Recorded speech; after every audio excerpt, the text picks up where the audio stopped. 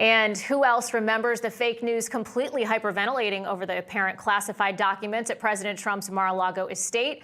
They wanted him to go to prison. In the words of Joe Biden, it was totally irresponsible. When you saw the photograph of the top secret documents laid out on the floor at Mar-a-Lago, what did you think to yourself, looking at that image? How that could possibly happen, how anyone could be that irresponsible. And I thought, what data was in there that may compromise sources and methods? By that I mean names of people who helped, or et cetera. And it's just totally irresponsible. I was briefed about this discovery and surprised to learn that there were any government records that were taken there to that office. Isn't it incredible how much one man can lie, folks? Well, here to weigh in is President Trump's attorney, Alina Habba. Alina, welcome. It's great to see you tonight. I want to start off by reading you a statement from President Trump that he posted on Truth Social. And he wrote, quote, "When is the FBI going to raid the many homes of Joe Biden, perhaps even the White House? These documents were definitely not declassified." Alina, what do you make of this blatant hypocrisy? And I mean, it was one thing that we had this one batch of documents. Now today, more news that there's another batch of documents in another location. A lot of people saying it's amazing the treatment of Biden compared to what we saw with Trump. I think it's not to be surprising for anybody who's on the Republican side. We've seen this kind of dual system of justice for years now. It's un-American. I'm disappointed but not surprised. And I think if you're Joe Biden, you better hope and rely that you have a smidge of amnesia on why you have those boxes right before midterm election.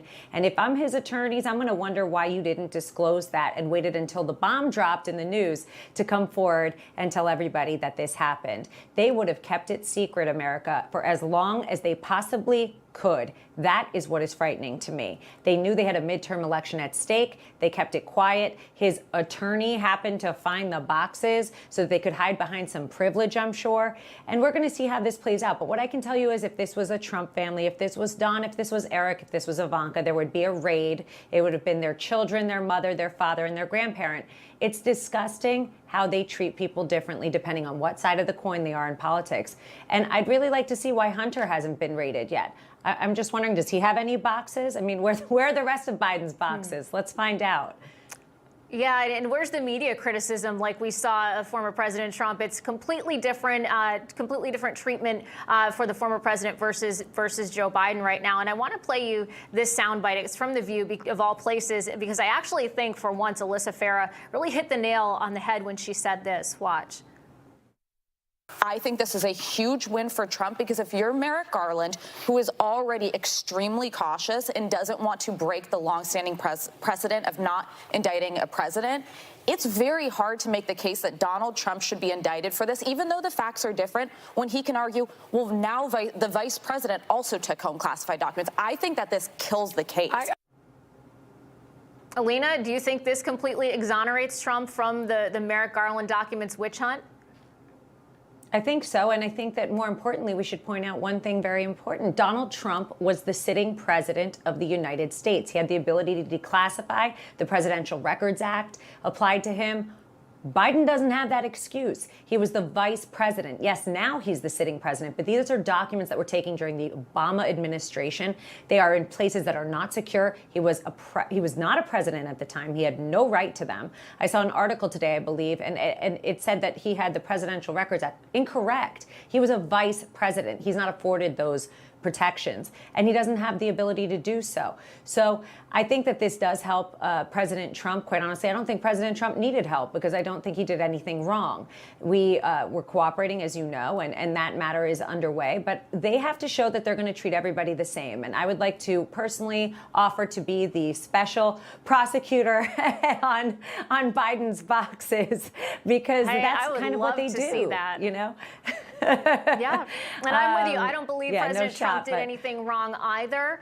But I'm also concerned because you know how it goes with the Biden crime family. They get away with everything and nobody investigates. Nothing further comes of it. Do you believe that Joe Biden will be held criminally responsible for this?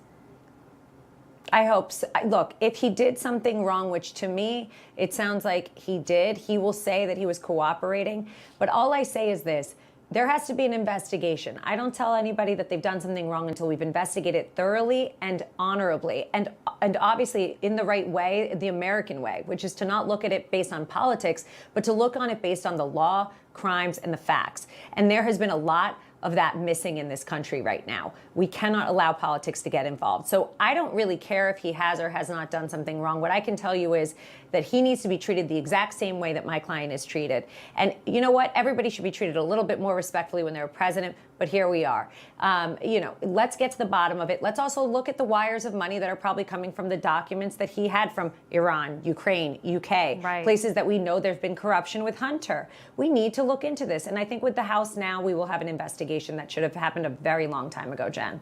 And speaking of Hunter, I think somebody needs to go searching Hunter's house, because I wouldn't be surprised if there are some documents there as well. Alina, before we go, I know you speak with President Trump on a regular basis. You've been in Washington the past few days, but can you give us any inside view into what his thoughts are right now, watching this all unfold after all that he's been through?